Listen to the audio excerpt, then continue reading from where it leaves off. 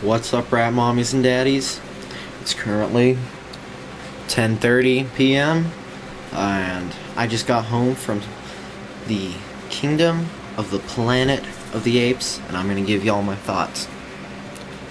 So, first thing I'm gonna say,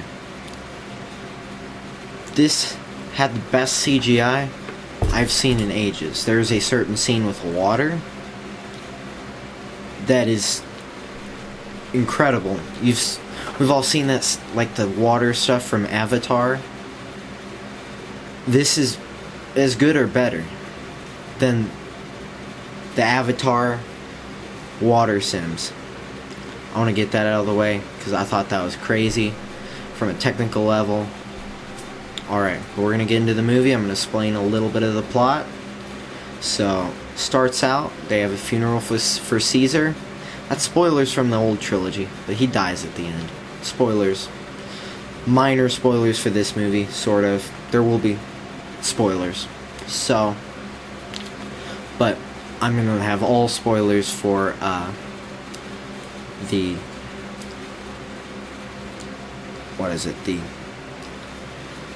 older, or the Caesar trilogy, and I might talk a little bit about the older ones. But so then the movie starts with Noah, our protagonist. He's searching for like eagle eggs because they have birds. That's kind of their clan's whole thing. This is Clash of Clans, the movie, guys, because there's clans clashing. Clash of Clans, the movie. Epicness. But, he does that, and then he ends up breaking his egg after a while, and he, in the middle of the night, has to go back and get a new one, so that, he gets, like, incorporated into the elder thing, because he had to wait, or he'd wait a whole nother year, a whole nother cycle or whatever. So, then he discovers some bad apes, and they end up destroying his village, and he has to go on a little journey.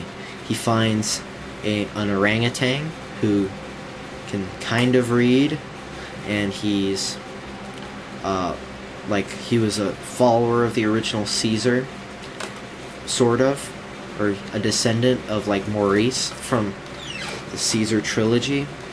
And then they find a human woman, and she goes along with them, eventually revealing that she can speak, that she can talk, which they're like, what? Humans don't do that. And then they get captured by Proximus Caesar, who kind of warped Caesar's original ideology. And he is trying to open this big old, and, like, they're welcomed into his society, but they're trying to open this vault to kind of figure out stuff about what the humans' power was. And the girl, whose name is revealed to be May, but they called her Nova for a little while, but she's May now because she can talk. And they go and find this thing that could save humans and, like, cure them. That's what they're saying. That's what she said. That's what she said. Hilarious. Really funny, guys. Ha ha ha. But then they open it, and Proximus Caesar is waiting. He almost kills Noah's family, but then the girl, she almost shoots Proximus Caesar, but runs off and unleashes water into the whole thing. Water sims in that scene is crazy, guys. Crazy. And I say too much. I'm gonna stop. Guys, comment whenever I say it, anytime I say including that time, and be like, no, I'm kidding. Don't comment about that one. But tell me, remind me, because that's stupid. But Noah rescues his family, eventually with the power of his birds, kills Proximus Caesar. Okay, this is major spoilers now, I'm sorry. Kills Proximus Caesar, they go back to their village, and then the human girl goes to some other humans, May, and they find people in Indiana. They communicate with them. So, and then the apes look into a telescope at the stars with sort of a hopeful ending. But anyways, I'm going to critique it now. First, the good. Cinematography, not quite as good as when Matt Reeves was doing it for the second two of the Caesar trilogy, but some really good cinematography in there. And sorry guys, but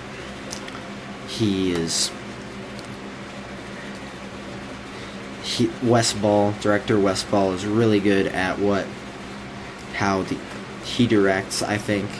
And again, best CGI it's ever had, maybe some of the best CGI I've ever seen, honestly. That's what I'm gonna say. This is like number one. So cinematography was good. I'm gonna score it a 90 for that. And music was good. I don't remember many recurring themes, but it sufficed. Acting was great, which we're not going into the judging yet. So but my critiques, the ending felt odd.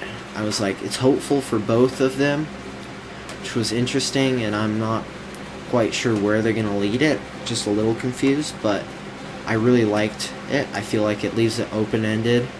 They could stop there, but I think they'll make this into a saga, a trilogy, you know, reaching out hundreds of movies, right? Because that's what they do. And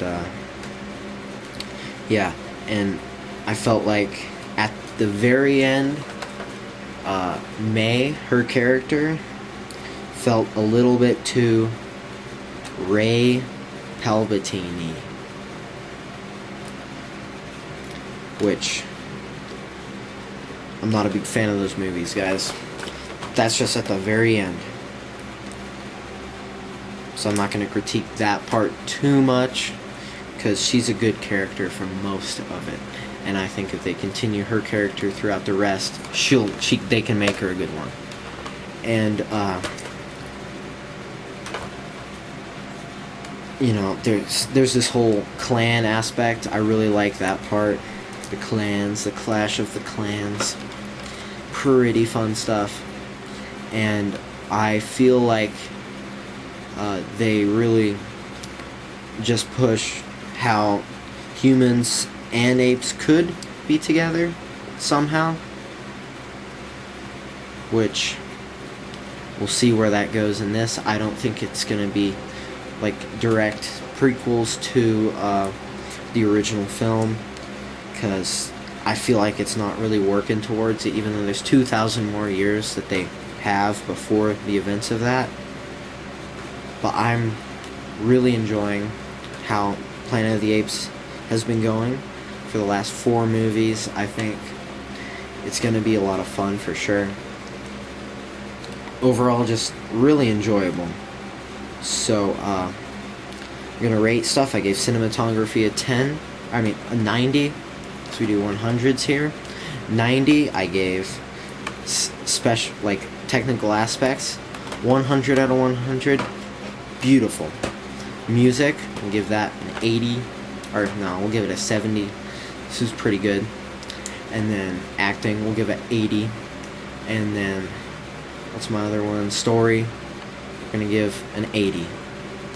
So it's going to come out to like an 87 out of 100. So, solid 8 to 9 out of 10 for me. I really think it's a good movie. I really am just looking forward to where they bring it forward. I'm really impressed with what Westball has done so far. I think he can improve even more onto it. So yeah, that's pretty awesome. Goodbye, rap mommies and daddies.